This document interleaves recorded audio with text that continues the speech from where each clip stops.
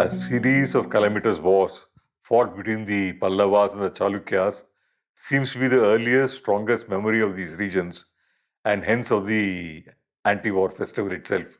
Four cities are intrinsically connected to this Mahabharata tradition. They are Kanjipuram, the capital of the Pallavas; Senji, the place where Draupadi was born again from fire to kill a demon called Rochakan or Asulamasuran; Badami, the capital of the invading Chalukya armies, which in the narrative of these regions is remembered as the demon Vatapi.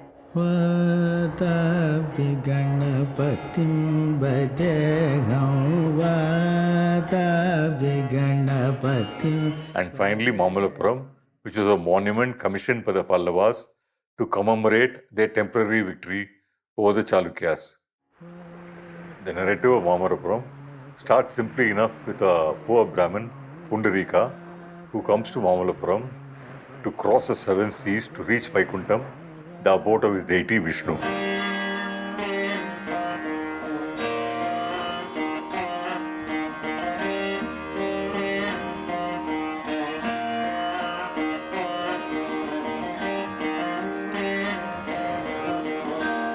In a pond in Mamallapuram, he sees a lovely lotus which he thinks would be the apt gift to his deity. As he steps into the pond, a crocodile grabs him by his legs, and all that Pundarika can do is to pray to his deity Vishnu to save him. When the crocodile hears a prayer, it transforms itself into the king Mahendravarman, who recounts his narrative to Pundarika. He says he was a king cursed to being a crocodile due to his own vanity.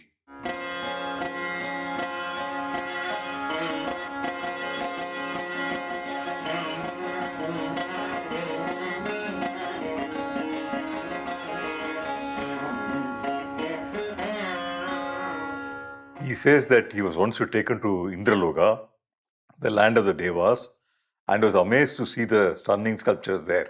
It became his obsession from then on to rival those works in his own kingdom.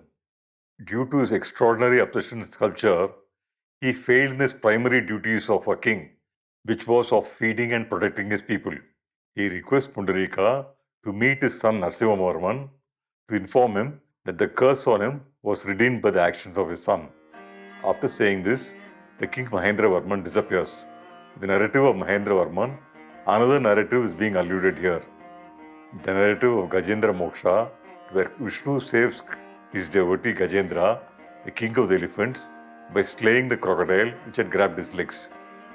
Narrative of Gajendra Moksham is a recurring motive in Pallava iconography and in the Mahabharata festivals as it is being celebrated currently. The narrative of Gajendra Moksham has philosophical overtones, with the crocodile representing avidya or ignorance, as the tradition calls it, which has to be slayed by Vishnu for Gajendra to know as to who he really was. In Pallava iconography of this narrative, all its nuances are alluded to, making each narrative frieze a polynarrative. Mahendravarman was a dramatist, a musician, and a great patron of arts, like his counterpart, King Pulkesi of the Chalukyas. Mahendravarman, his son Narasimhavarman, and their descendants launched a new chapter in sculptural traditions where an image or a frieze had an inherent excess of meaning which could never be reduced to a single narrative. This tremendous sense of play in image making seems to end with the Pallavas.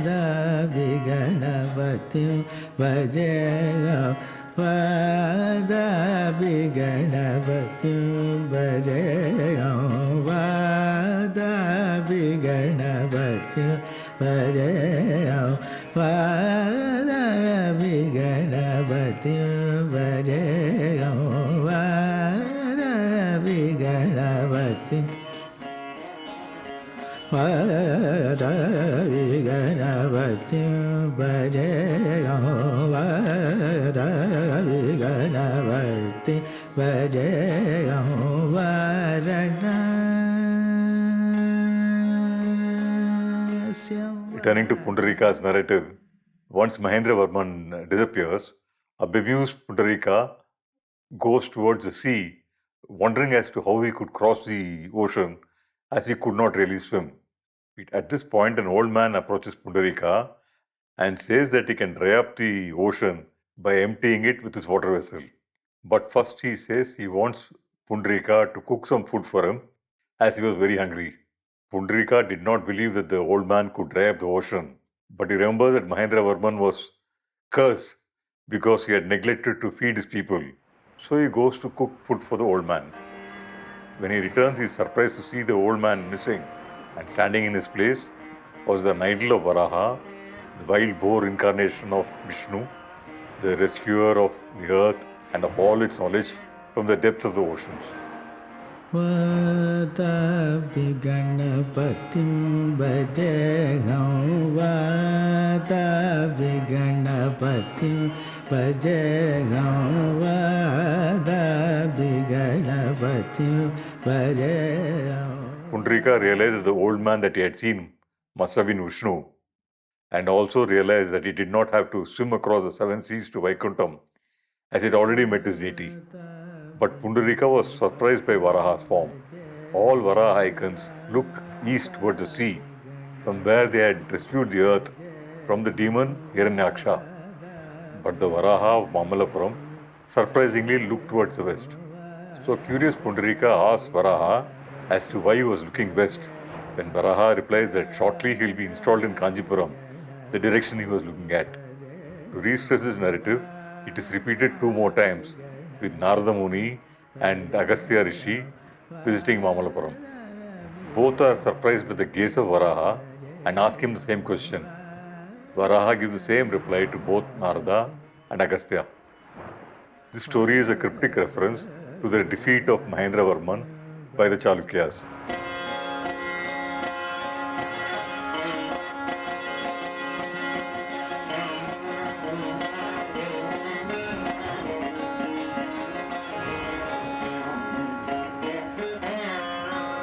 It seems it took Narasimhavarman years to regroup, build his army again, and recapture Kanjipuram from the Chalukyas. Rock panel sculpture, variously known as the Descent of the Ganges or Arjuna's Penance, is also said to be a celebration of Narasimhavarman's victory over the Chalukyas. In a lot of Pallava depictions of Vishnu in his cosmic sleep, where the earth has been submerged in a deluge, there will be an image of Pundarika standing behind Vishnu.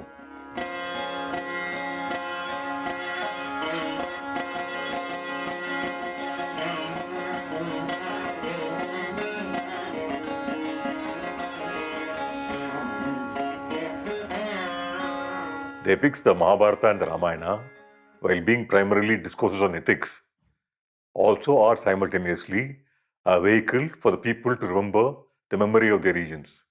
If there were 5 caves near a village, the people would often say that these were the caves that the Pandavas stayed during the Vanavasam. On listening to the story closely, one would find a local memory connected to the caves, which would have been forgotten if the local memory were not also linked to the epic itself. This seems to have been a unique way through which oral traditions have survived across long periods of time. The second birth of Draupadi at Sanji seems to be one such memory, encapsulating different eras of time. The second birth of Draupadi at Sanji essentially doubles the text. It is both Vyasa's text, while also being simultaneously a memory of the people of this region. Draupadi also becomes doubled. She is both the queen of the Pandavas, while also being simultaneously a representative of all the people unjustly affected by war of not their own making.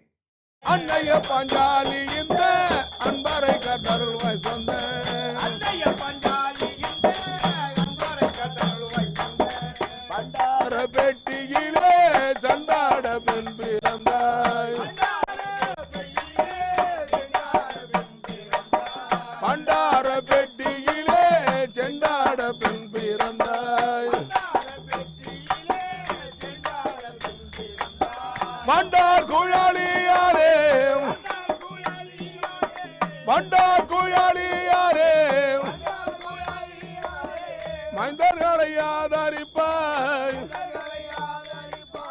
மைந்தர்களை ஆதரிப்பாய், அன்னைய பாஞ்சாலி இந்த அன்பரை கர்த்தருள்வாய் சொந்த. Before each night's Kutu enactment, the actors would begin their performance by singing an invocation song to Draupadi, who was curiously born in Senji, a small fortress town in Thiruvannamalai district of Tamil Nadu. The storytellers also knew this narrative, but would only narrate it, if requested, with a disclaimer at the beginning saying that this was not a story found in the Mahabharata, but was a narrative found in the text called Draupadi Mahatmyam. None of the storytellers had personally seen this book, but Al Filterbettel has published an extract from this text in his pioneering work on the Mahabharata festivals of Tamil Nadu, which he unfortunately called The Cult of Draupadi. Alf Hilterbeittel, a renowned scholar of the Mahabharata. Many of you will be familiar with his work. He was an amazing textual scholar of Vyasa's Mahabharata. But when we turn to Shashikant's performance traditions in the villages of Tamil Nadu, it seems that Hilterbeittel may have overlooked the complexity of the Tamil written and oral traditions. These village festivals start with several days of narrative, of invocation, recited by storytellers who use the Tamil Vili Bharatam, which is a 14th century text quite close to Vyasa. The festival then moves on to the Kuthu performers, who use a different Tamil text that has a large number of stories not found in either Vyasa or in the Vili Bharatam. It appears that Hilterbeittel has taken the Kuthu text to be the Tamil Mahabharata rather than the Vili Bharatam, which, as I said, is close to Vyasa. The Kuthu performances contain fascinating back and forth between the storytellers and the Kuthu performers regarding their stories not being part of the original Mahabharata. Hilterbeittel records that he had seen a partial version of this text in a Draupadi Amman temple at Pondicherry or Puducherry. This narrative, while being the story of the birth of Draupadi at Senji, is also the story of Pothraja, the first guardian deity of all Dharmaraja Draupadi Amman temples. The narrative of Pothraja, as told by the Bharatam storytellers and as enacted by the Kuthu performers, are also significantly different. But the song, as sung by the Bharatam storytellers, the Kuthu actors, and the villagers who knew the song, had one distinct commonality. All three renditions stress the role of Draupadi as the protector of the Pandavas in their Vanavasam and implore her to protect them as she had protected the Pandavas. அன்னையே மாதாவே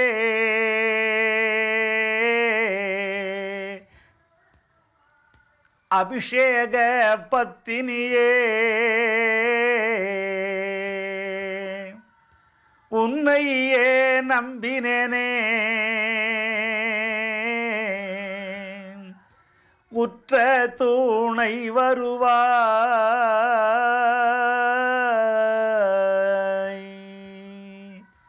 வனம் போன பாண்டவர்க்கு நீ துணை போன வீரசக்தி செஞ்சிப்பதியாளே எனம்மணி ஜெயராமன் தங்கையரே நெருப்பில் பிறந்தவளே எனம்மணி நீலவர்ணன் தங்கையரே. The idea of Vanavasam is again stressed, and this session will conclude with an exploration of what this notion of Vanavasam, or stay in the forest, actually means in this tradition. The narrative of the birth of Draupadi at Senji, as recorded by Hilterbeittel and as narrated by the Bharatam storytellers, were essentially the same, but with some crucial differences. In the version published by Alf Hilterbeittel, the crucial figure of Pothraja was an ardent devotee of Shiva, while in the version narrated by the Bharatam storytellers, he was a general in King Sunithan's army. Draupadi மான்மிகம்னு ஒரு நூல் இருக்கு.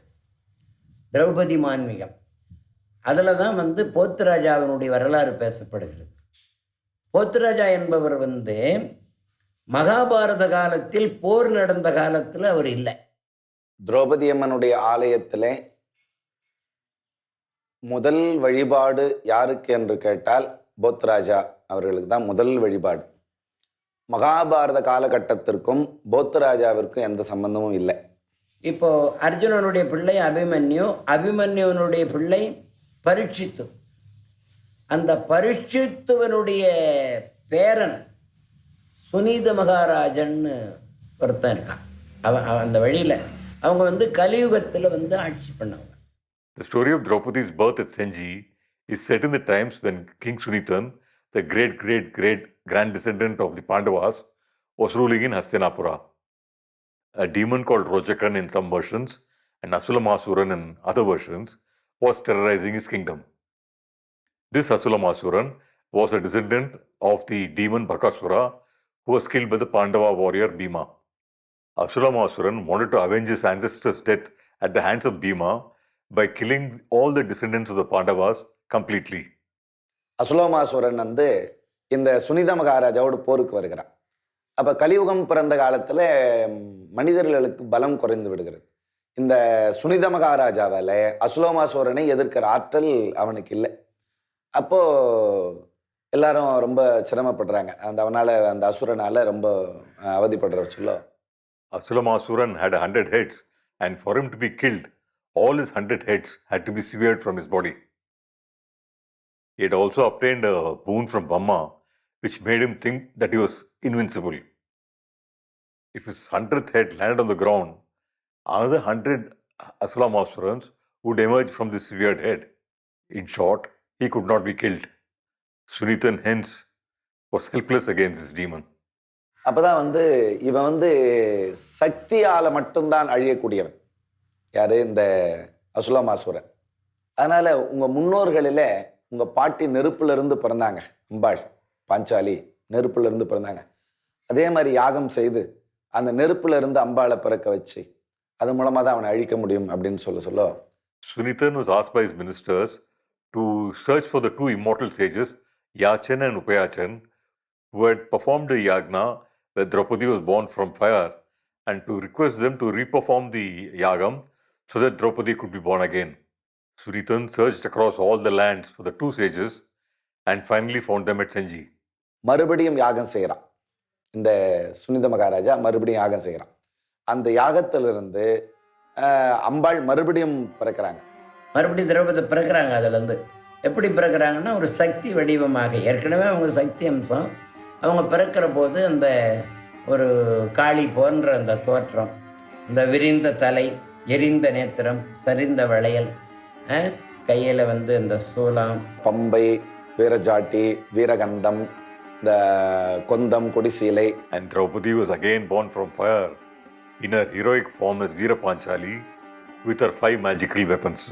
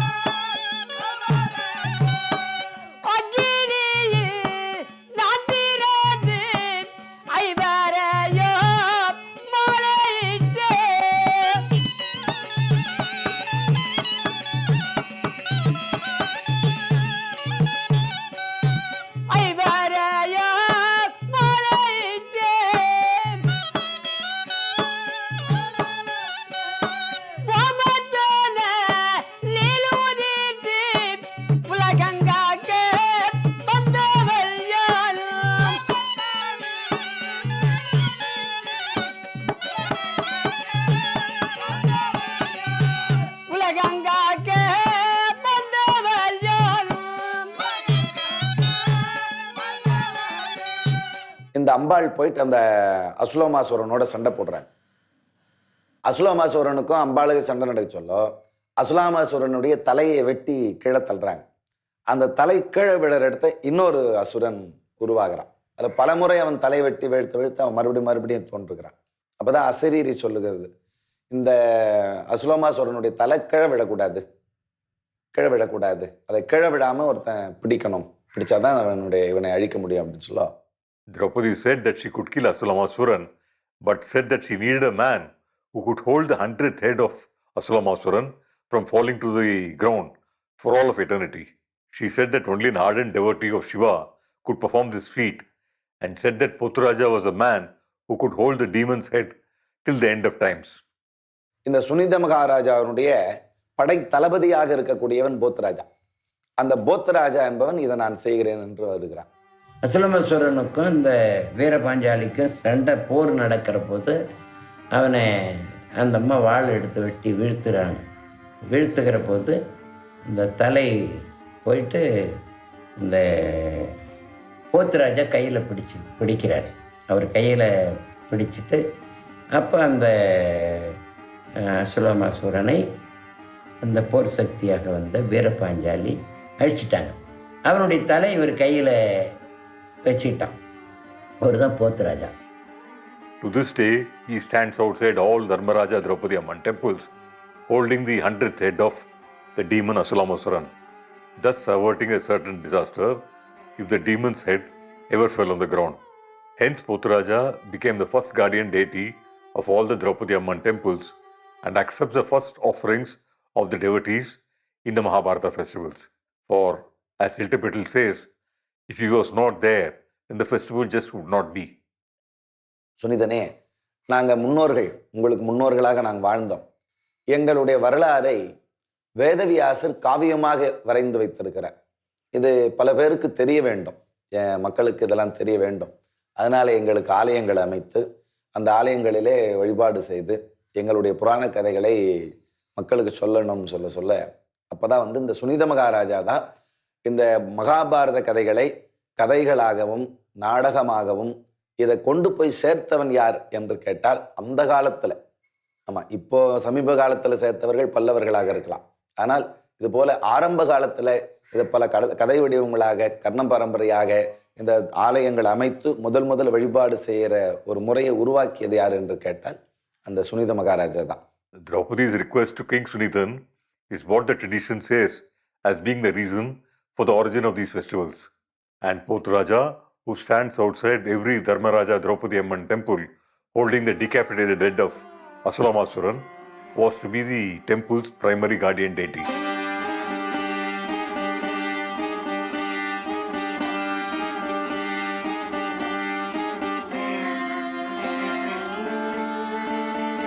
He would also have the right for the first worship in these temples.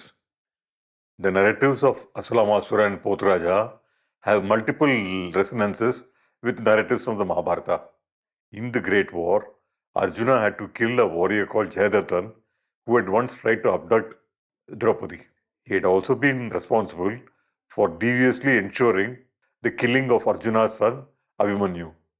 Arjuna is told that due to the boon that Jayadrathan's father had obtained for him, he could not be killed without the person responsible for his head falling in the ground also losing his life in the process. Krishna, of course, finds a loophole in the boon that Jayadrathan's father had obtained.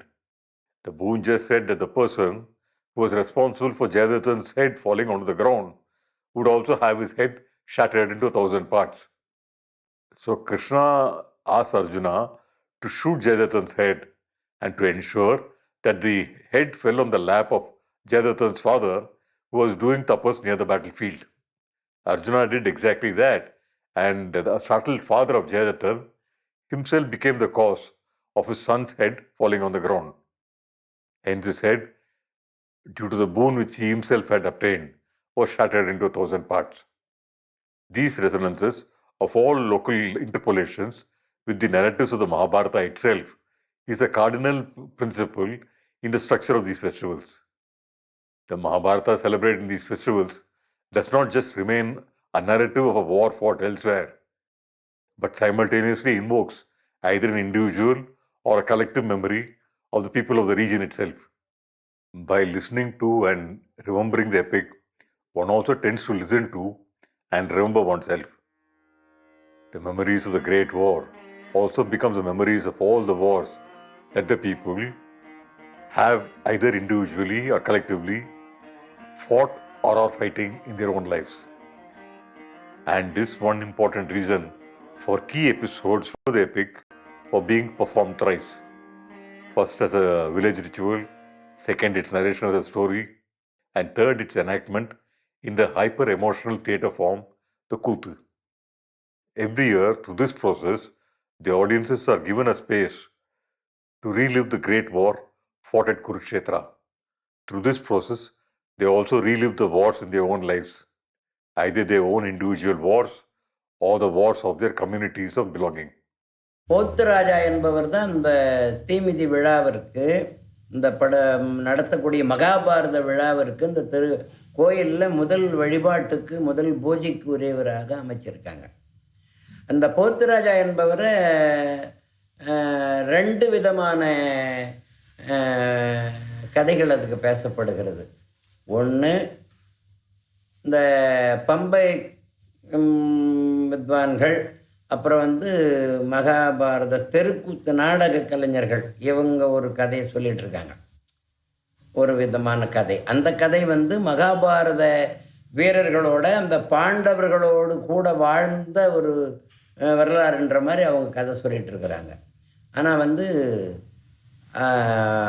எங்களை மாதிரி சொற்பொழிவாளர்களுக்கு அந்த கதையில் உடன்பாடு கிடையாது.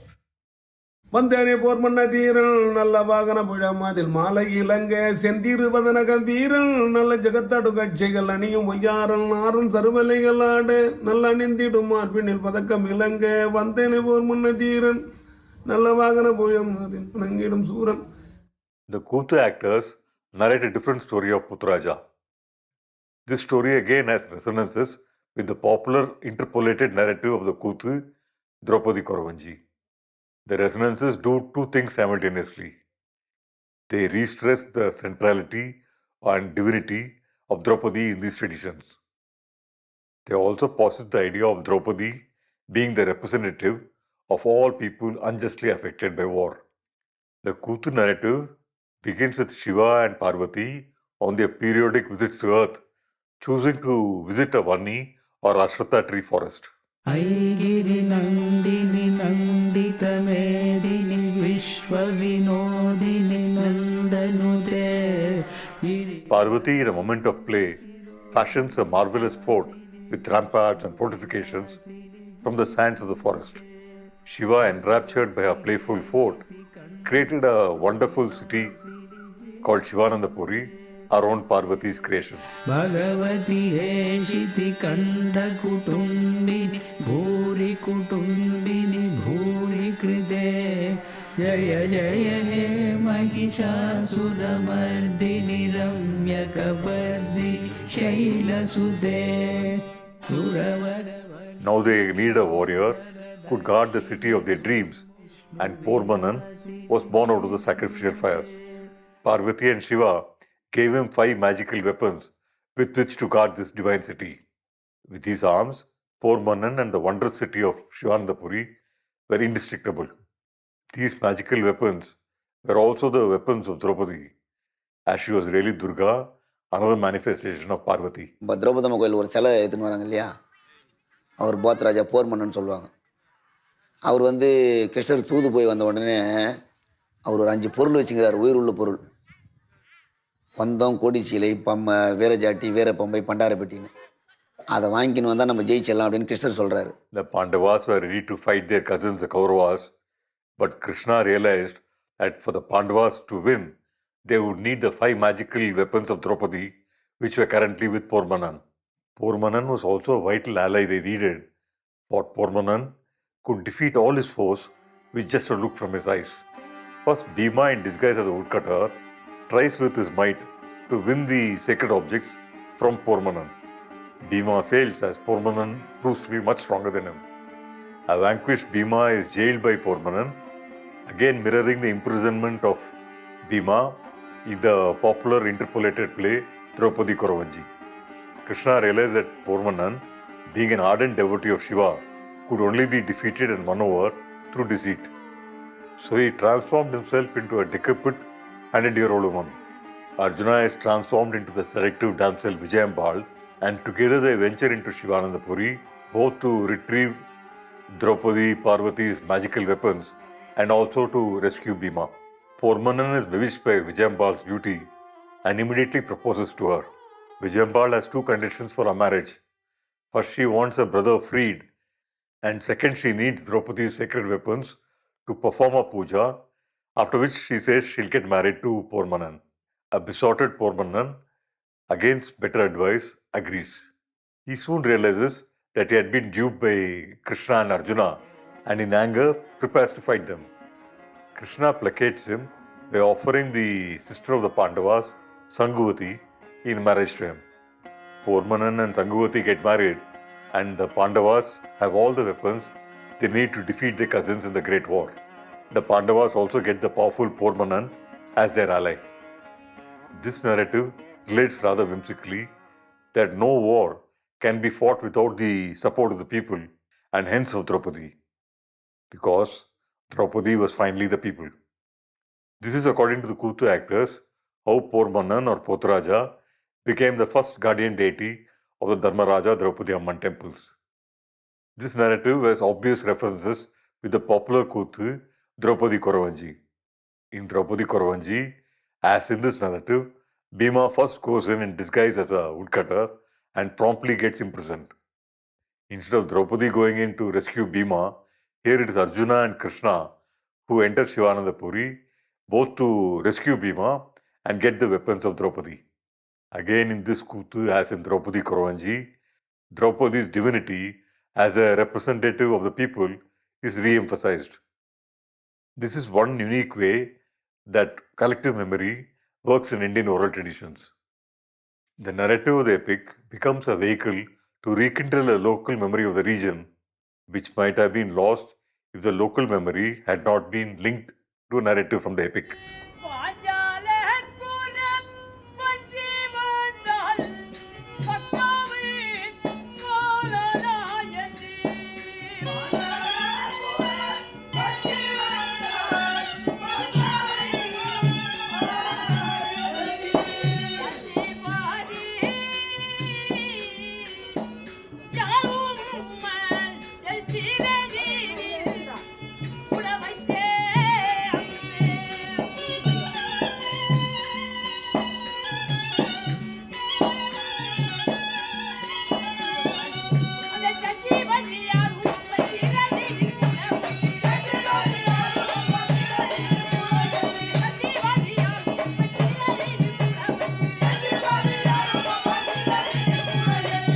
Now, due to multiple interruptions in the tradition, the local memory which triggered these narratives seems to have been forgotten.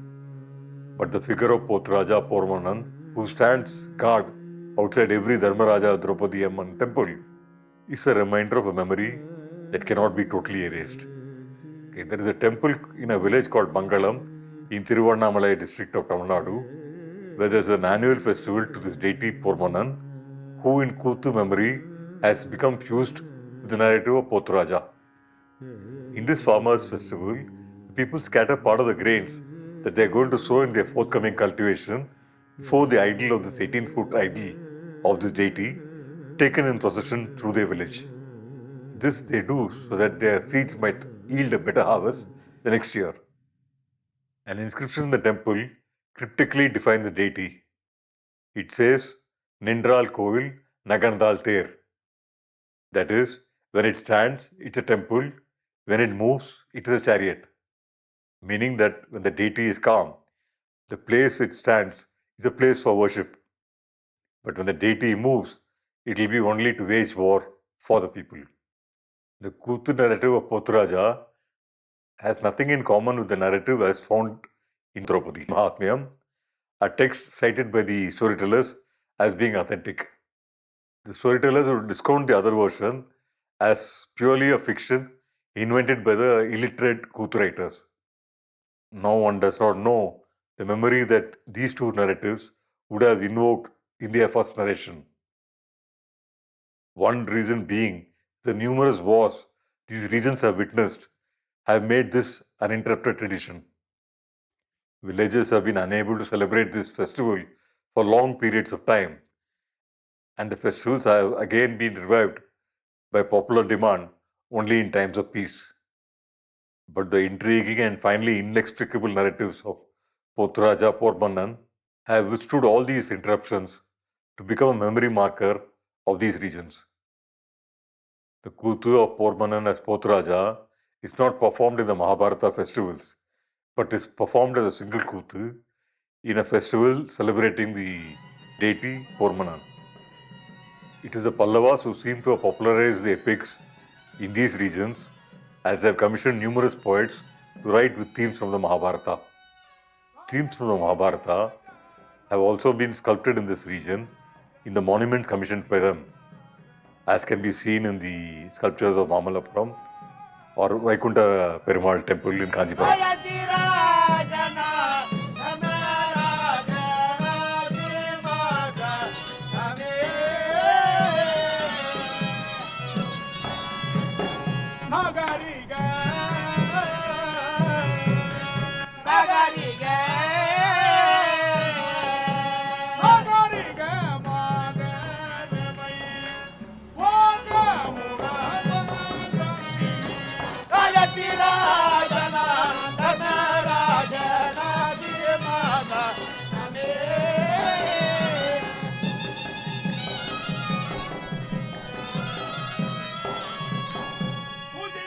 What is interesting here is as to how the memories of these long forgotten wars have been inscribed both in royal narratives and in popular perception. The royal Pallava narrative starts again with a wild boar creating havoc in the Varadaraja Perumal temple at Kanchipuram. The king, variously named as a Pallava king, a Chola king, a Vijayanagara king, in narratives recorded down the years, first sends his soldiers to drive the wild boar away. Soldiers fail against the might of the gigantic boar, and the king sets out himself to combat the wild boar. As soon as the boar sees the king, it runs with the king in close pursuit. Finally, it stops at a hillock near Senji and reveals itself in its true form as the deity Vishnu. அது எங்கே போய் நிற்கிறதுனாக்கா சஞ்சீவிபுரம் அப்படிங்கிற பர்வதத்துட்ட போய் நிற்கிறது.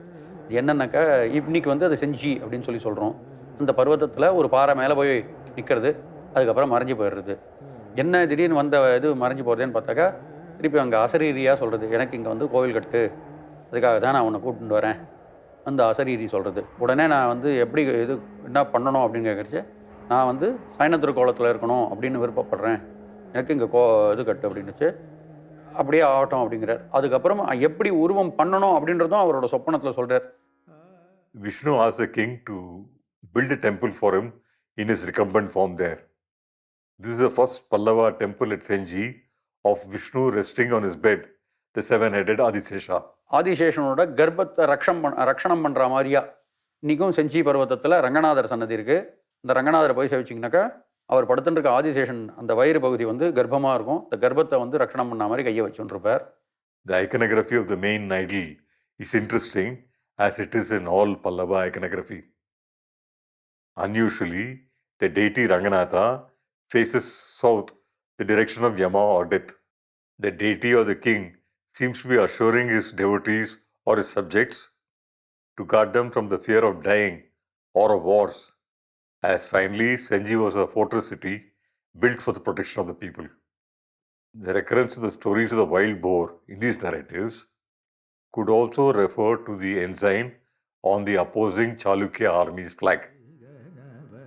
Chalukya flag had Vishnu in his Varaha avatar, where it took on the form of a wild boar to retrieve both the world and knowledge from the depth of the oceans after another great deluge.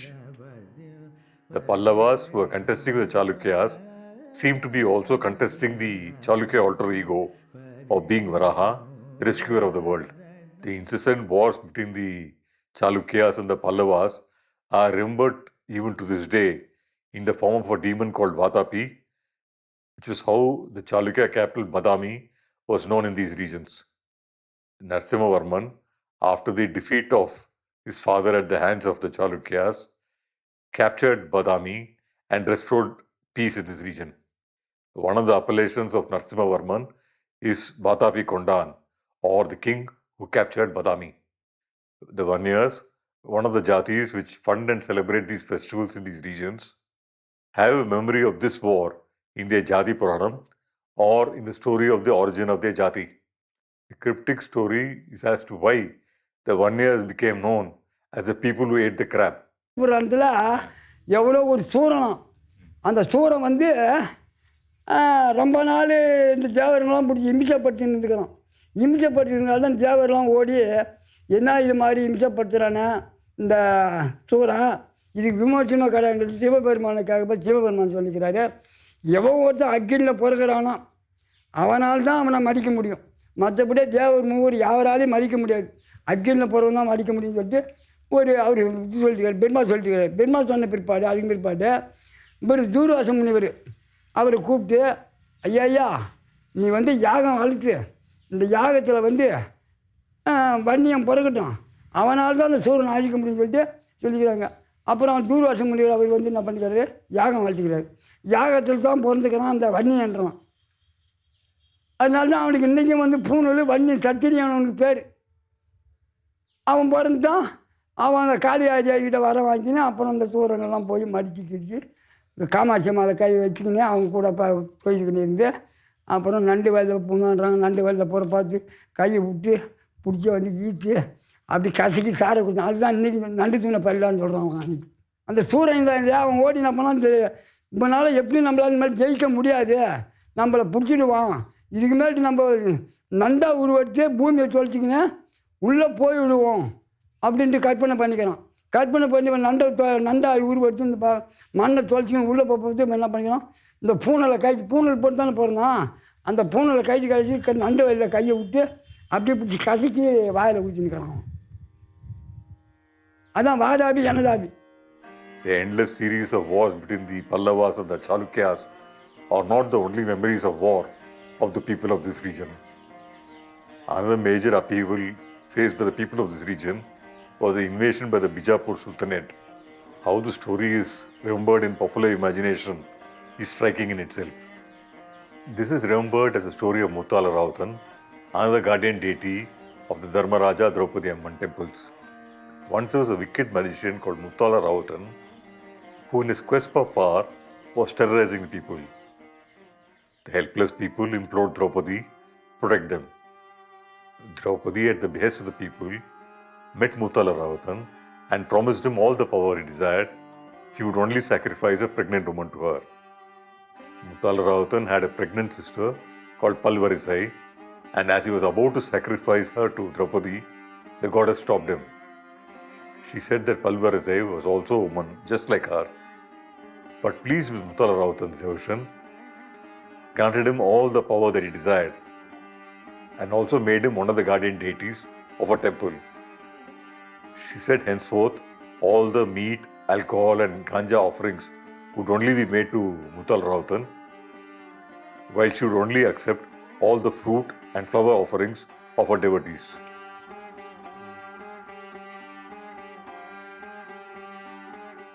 சில வட்டங்களில் இப்போ திண்டிவனம் அந்த விழுப்புரம் சைடெல்லாம் பார்த்தோன்னா இன்னும் நிறைய ஆலயங்களில் நிறைய திரௌபதியினுடைய ஆலயங்களில் இந்த போத்தராஜா பக்கத்திலே ஒரு சமாதி மாதிரி நீட்டாக கட்டி வச்சுருப்பாங்க. அது நிறைய பேர் என்னன்னே தெரியாது. அதுதான் வந்து அந்த முத்தால் ராஜா அப்படின்ற அந்த ஒரு இது. சில இடங்களில் வந்து அவருக்குன்னு தனி சிலை கூட உண்டு. முஸ்லீம் மன்னருக்கு தனி சிலைகளும் உண்டு. திண்டிவனத்தில் அது சிலையே உண்டு. குறிப்பாக விழுப்புரம் மாவட்டத்தில் அவங்களுக்கு தனி சிலையே உண்டு. அது பின்னாடி வந்த ராஜாக்கள் யாராவது அதுக்கு உதவி செய்திருக்கலாம். அதனால அது மாதிரி அவங்களுக்கு நினைவு கூறும் விதமாக அதை வைத்திருக்கார். Previously, most Dharmaraja Draupadi Amman temples used to have a small shrine for this deity, Muttala Rautan. These shrines, like the memory itself, seems to have disappeared, and only the older temples have these shrines now. Wars and the memories of war seem to be a recurring subtext both within the performances in the Mahabharata festivals of Tamil Nadu and in the narratives framing these festivals. One of the reasons given by a lot of participants for the festival being performed was that these festivals were celebrated to promote peace and harmony in their villages. This assertion, made by the actors, the storytellers, and the villagers themselves, gives these festivals a distinctively anti-war character. Walter Spink and Robert D. Caroli add another layer to this reading of the Mahabharata festivals of Tamil Nadu being an anti-war festival. Walter Spink was an American art historian noted for his path-breaking work on the Buddhist cave temples at Ajanta. Prior to Spink, it was assumed that these cave temples were sculpted over a period of 2 centuries. Walter Spink posited that these cave temples were conceptualized and sculpted during the reign of the Vakataka king Harisena. Spink gives compelling reasons to say that these temples were sculpted in a period of 17 years than what was thought before.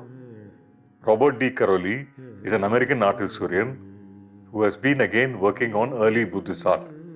He wrote a paper called An Analysis of Dandi's Dashakumara Charita and its implications for both the Vakataka and the Pallava courts, which Walter Spink quotes in his work on Ajanta. This deals with the poet and theoretician Dandi's work, Dashakumara Charita, which has been translated into English as a tale of 10 princes. Spink says Dandi, as a court poet for the young Pallava king Narasimhavarman II, constructed an arresting tale of the final years of the Vakataka dynasty, from about 478 to about 484 CE. This is a story that had a special meaning for Dandi because his ancestors had been closely connected with the Vakataka court in the 5th century. Transmitted in surprising detail via India's remarkable oral tradition, Dandi's recounting of ancient events made it a perfect vehicle for the listening pleasure and the moral and political instruction of the poet's young Pallava auditor. The young king would have been engrossed in particular by the actions of the heroic Vishnuta, a young prince from Magadha, who served as a protector of his Vakataka queen and her children after their flight to Mahismati when the Vakataka Imperium was collapsing around 478 CE. Dandi was creating an elaborate metaphor within the tale by paralleling the characters with people and events in the Pallava court. And in order to be effective, he peppered the text with names that we now know to be historically accurate from 5th century Vakataka inscriptional evidence. What gives Dandi's account a particular force was the fact that the struggle between the virtuous Vakatakas and the pernicious Ashmakas could be compared with instructive relevance to the long conflict between Dandi's own Pallava compatriots and the constantly threatening Chalukyas. There are a lot of debates around this argument made by Spink and D. Caroli. The narratives of the Mahabharata festivals of Tamil Nadu and Dandi's own connection to the city of Mamallapuram, a port city of the Pallavas, adds another layer in support of the argument made by Walter Spink and D. Caroli. Dandi's great-grandfather, Damodara, hailed from Vidarbha, the capital of the Vakataka kingdom. Damodara's family migrated south after the collapse of the Vakataka empire, and Damodara became the court poet of the Pallava king Simhavishnu at Kanjipuram.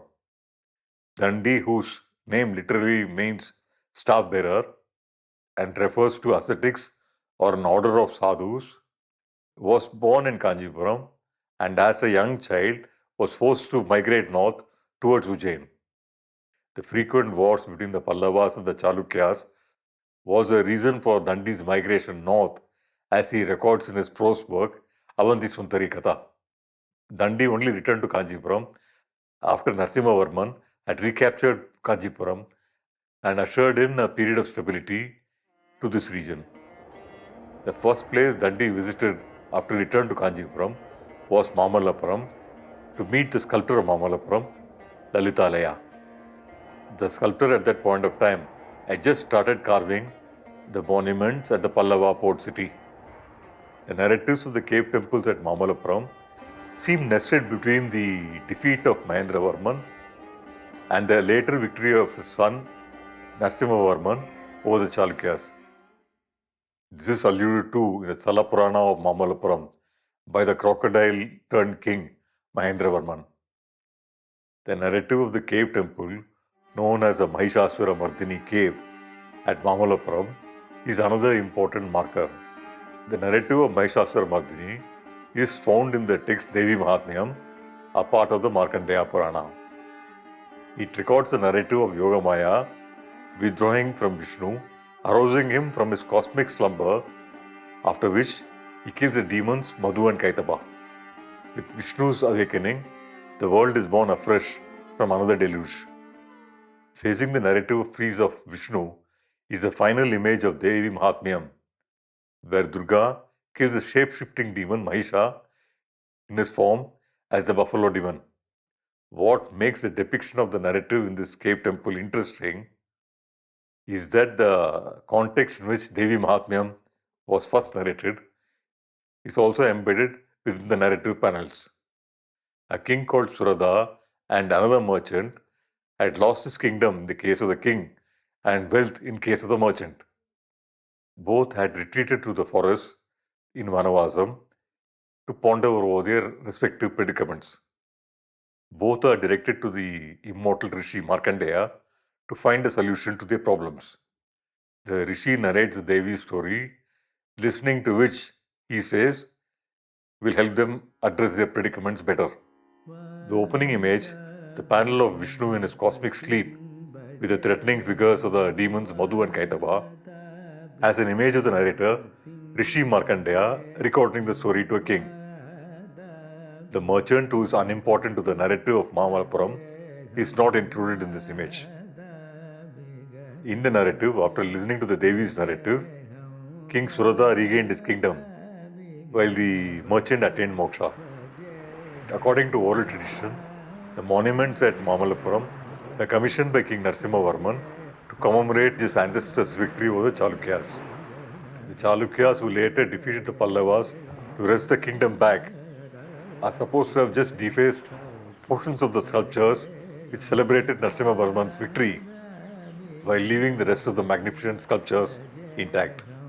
Pothraja was the suffix of the Pallavas in their royal edicts as Mahendravarma Pothraja, Narasimhavarma Pothraja, etc.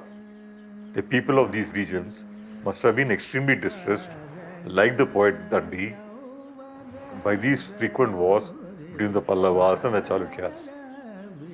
The memory of these wars seem inscribed in the Mahabharata festivals of Tamil Nadu. Shashikant shows us that the villagers of Tamil Nadu have transformed the original Mahabharata story of a great war into a tale against war. They have made it into an anti-war narrative, and one might remind ourselves that the Mahabharata is a tale in which there are, in fact, no winners at all. One final important point. Shashikant points out that the funds for these months-long festivals come from the villagers themselves. They are the ones who raise the funds. They themselves are the ones who contribute to this amazing village experience, an experience that encapsulates collective memory. The village experience then becomes a community-building exercise. In fact, it becomes a community-building festival.